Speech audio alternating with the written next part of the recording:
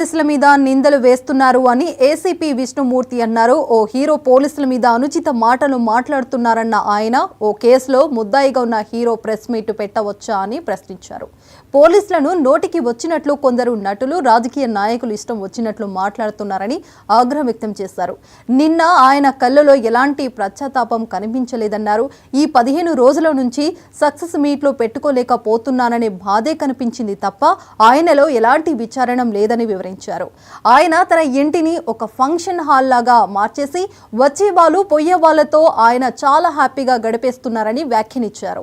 కేసులో ముద్దాయిగా ఉన్న వ్యక్తి ప్రెస్ మీట్ పెట్టే అధికారం ఉందా? ఈ విషయాలన్నీ కోర్టుకు తీసుకెళ్లి బెయిల్ క్యాన్సిల్ చేపించే అవకాశం కూడా ఉంది అని ఏసీపీ విష్ణుమూర్తి పేర్కొన్నారు. దానికి ఒక హైప్ క్రియేట్ చేస్తున్నావు, దానికి ఒక థియేటర్ లేకుండా, ఇంకొక కొత్త సినిమా లేకుండా మీరు సినిమాలను పంచుకుని టైమ్లీ నెలకొకడు సినిమా పెట్టుకోవాలి. ఆ సినిమా తప్ప ఇంకొక సినిమా ఆడద్దు. ఏముంది మీ దాదాగిరి? మీకు ఆ రైట్ ఉందా? ఒక ఉపాయం ప్రకారం నీ సినిమా తప్ప ఇంకొక సినిమా లేకుండా చేసి ప్రజలను ఆ సినిమానే ఖచ్చితంగా చూసేలా మీరు మలుపుతా ఉన్నారు. ఒక కెనాల్ వాటర్ పోతుంటే ఏ పంట పొలంలోకి మలపాలనో రైతుకు తెలిసిన లాగా మీరు దీన్ని పండించుకుంటున్నారు. సినిమా టాకీస్లా రేట్లు 100 రూపాయలు, 50 రూపాయలు, 20 రూపాయలు ఉంటుండే. ఆ రేట్లు 100 పక్కన 4 సున్నాలు, 25 పక్కన 2 సున్నాలు. ఏంటిదండి ఇది? What is this? నిన్నెవరు మేము బతిలానేమా మా కోసం ఒక ఇట్లాంటి సినిమా తీసిపెట్టని? నువ్వు ఉన్నదే లీజు జాగలో ఉన్నావు, జూబ్లీ హిల్స్లో భూమి కొనాలంటే ఎంత అవుతుంది? రూపాయి 2 10,000 వస్తుందా? ఎవరో రాజకీయ నాయకుడు ఇక్కడ మీ ఇండస్ట్రీ డెవలప్ కావాలని చెప్పి మీకోసం ఒక సౌలత్ కల్పించారు. వాపును చూసి బలమని పొంగిపోవద్దు. మీకు అంతా వాపే, అది ఎప్పుడు పోతుందో ఆ గాడుపు పోతుంది.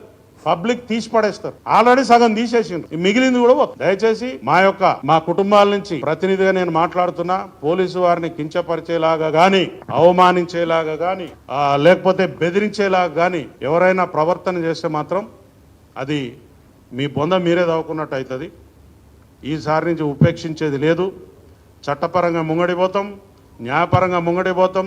ప్రజలలో కూడా తీసుకుపోయి మీ బట్టలు కూడా తీపిస్తాం. పబ్లిక్లో కూడా పోయి ఊరూరికి మీటింగులు పెట్టి మీ బట్టలు కూడా తీపిస్తాం. నువ్వు చేసేది మన మీ సోదర సభ్యులు ఇచ్చిన తుపాకులు వాపసు ఉంచుకున్నారు.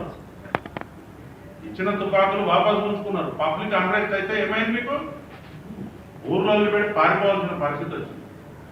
మీరు చక్కగా ఉన్నారు, మీరు కోర్టు తలుపు తట్టారు, మీరు కోర్టు యొక్క నిబంధనలను తూచా తప్పకుండా పాటిస్తూ మీరు చట్టబద్ధమైనటువంటి జీవితాన్ని గడిపితే ఎవరికి అభ్యంతరం లేదు. పొద్దున్న లేచి టీవీ పెట్టగానే వాడిని తిట్టాడు, వీడిని తిట్టాడు. ఏంటిదండి ఇది? What is this? We are in the society. నువ్వు ఏమనుకుంటున్నావు? నీ భయమాన్ని ఎవరి ముందు చూపిస్తున్నావు? నీ ఇంట్లో నీ కాంపౌండ్ లోపల చూపించాలి. ఎట్లా మీరు చట్ట పరిధిలో ఉన్నటువంటి అంశాల మీద స్పందిస్తారు? ఎట్లా మీరు ఇది కాదు అని చెప్తారు? మీ దగ్గర ఏమి ఏజెన్సీ ఉంది? ఈరోజు డెమోక్రసీకి దేవాలయం